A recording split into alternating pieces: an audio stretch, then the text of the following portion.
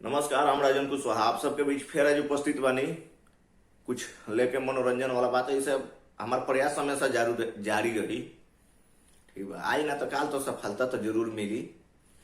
तो आज हम वो बात उठैले बनी जौन की जैसे गाँव में ना होला लोग कहा जाना कि बाहर जाए के नाम में ना लेला लोग कमाए, दिन भर बैठ के हे दुआरे ताश खेली लो। तो वही ले पर उठैले बनी आज के बात। सांझ के पता चले कि जाता रहे बबुआ कमाए सवेरे देखो ताके हुड़ा करता रहे। तो यही टाइम के एगो बात उठैले बनी।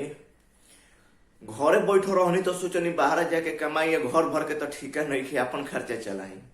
दही चीनी से मुंह जुठिया के चलनी जातरा बना के जैसे बाजार में पहुंचनी स्कूटी वाली गरलस पीछे से आके हाथ गोर छिलाई, बाकी हिम्मत ना भरनी स्टेशन पर जाए खातिर टेम्पू पर चढ़नी।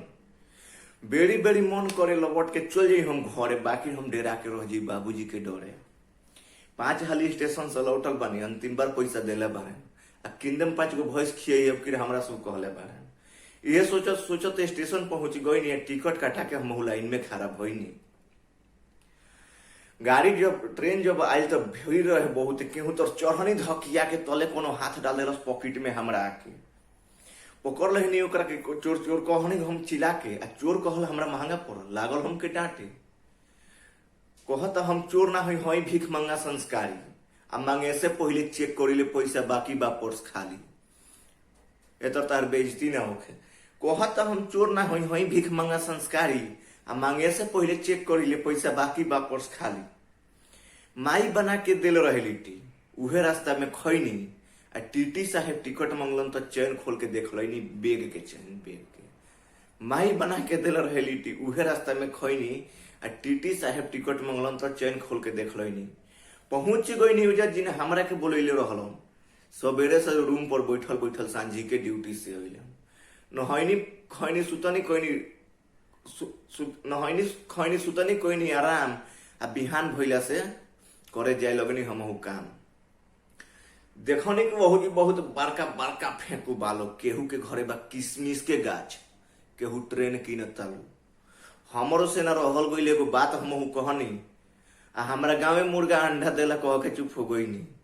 ई बतिया सुन के सभे हमरे का और लागल ताके कहत लो का हो राजन ई बात कहत र का तू सच कहनी। हां हम मर्दिया सब बतिया कहत नहीं सच आ लइका तो भइल बा भौजी के, बाकी तू ही बनल बार बाप।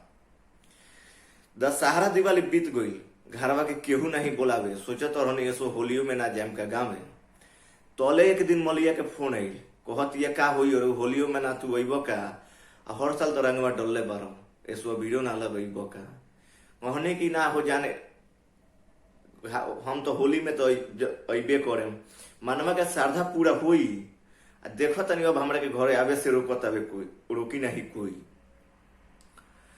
काम धाम बन के घरे आवे के कोई नहीं प्लान आ बड़ी खुश भइनी कि कम से कम होली में तो बुलावत तारी हमर जान। थोड़ा सा सामान लेवे चल गई बाजार में, तले देखो नहीं कि 500 वाला चप्पल मिलता 50 में। अब वो गारंटी बाबे 5 साल के, देखी हम ले लेनी सस्ता सामान के। बैग में सामान सो यारी वही दिन घर खातिर धो लेनी गाड़ी। जब घरे अइनी सामान जब निकलाई जब बैग से, तो नजर हमार पड़ल चप्पल के डिब्बा में पड़ल एगो पेज पे लिखल रहे कृपया पैर में ना पहने, नहीं तो 5 घंटे का भी गारंटी नहीं है। तो अब ऐसा हम सोचता नहीं कि साला चप्पल पैर में ना पहनी तो कहाँ पहनी। तो अब ऐसे डर लागे हमरा ऑफर के नाम से, देखे के मन करे नहीं चाइनीज सामान के। पहले से तो इज्जत बढ़ल बा, सबे कहता कम निहार, अब कहाँ जाए वाला बनी जब तक हुई न बिया।